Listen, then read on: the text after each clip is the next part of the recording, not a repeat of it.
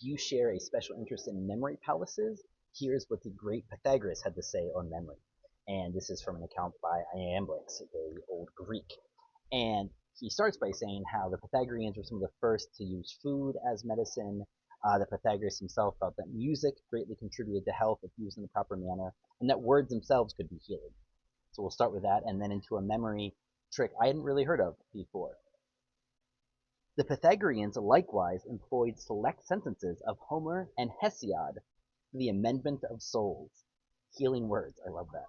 But they thought it was necessary to retain and preserve in the memory things which they had learnt and heard, and that it was requisite to be furnished with disciplines and auditions to as great an extent as there was an ability of learning and remembering.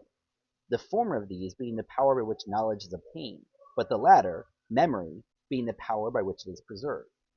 Hence they very much honored the memory, abundantly exercised, and paid great attention to it.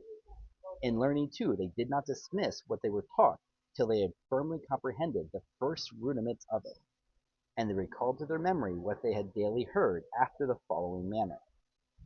A Pythagorean never rose from their bed till they had first recollected the transactions of the former day, and they accomplished this by endeavoring to remember what they first said or heard, or ordered their domestics to do when they were rising, and what was the second and third thing which they said, heard, or commanded to be done. And the same method was adopted with respect to the remainder of the day.